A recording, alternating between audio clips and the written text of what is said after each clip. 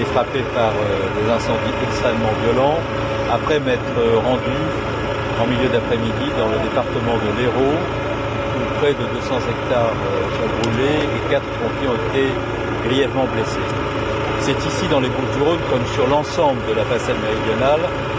un feu de grande ampleur que les sapeurs-pompiers, avec beaucoup de courage, de détermination,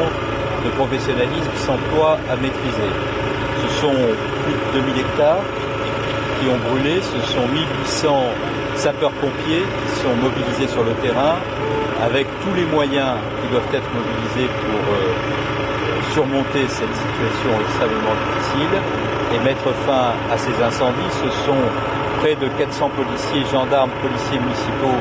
qui sont également mobilisés pour assurer la sécurité des biens et surtout la sécurité des personnes dans un contexte où plusieurs foyers d'incendie se sont déclenchés dans l'après-midi, qui appellent une mobilisation très forte des secours. Je veux préciser que nous avions décidé de prépositionner sur la façade méridionale un certain nombre de moyens humains que nous avons décidé de faire monter en puissance dans l'après-midi, puisque ce sont près de 20 colonnes supplémentaires de sapeurs-pompiers venus de toutes les régions de France qui arrivent à l'heure où je vous parle pour conforter les moyens déjà mobilisés par les services départementaux d'incendie et de secours des Bouches-du-Rhône et des départements limitrophes. Je veux également souligner qu'à l'heure qu'il est, il n'y a pas de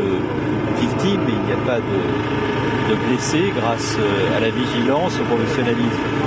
des sapeurs-pompiers qui interviennent sur le terrain. Je suis venu ici, comme je l'ai fait à Béziers cet après-midi, pour leur exprimer mon immense reconnaissance, ma gratitude pour le travail qui est accompli par eux, dans un contexte météorologique très difficile, où la sécheresse qui sévit depuis de nombreuses semaines et le vent rendent très difficile l'intervention des secours. Il y a donc un niveau de mobilisation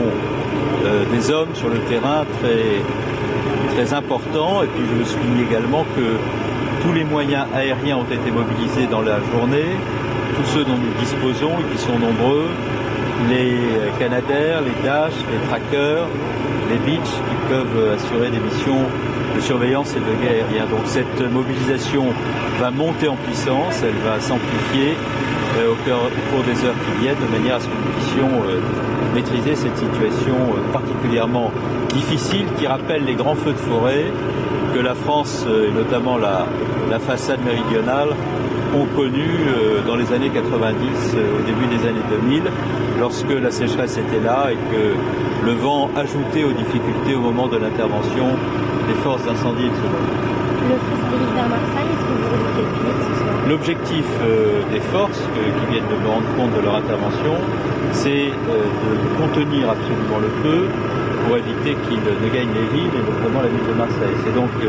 un exercice difficile qui, encore une fois, appelle une mobilisation exceptionnelle. Et ce sont, je le redis, 1800 sapeurs-pompiers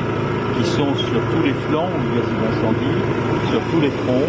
pour faire en sorte que le feu soit contenu et que les villes soient bien entendu épargnées. Vous constatez, en voyant le niveau de mobilisation, que chacun est sur le métier pour faire en sorte qu'on puisse atteindre cet objectif le plus rapidement possible. Merci à vous.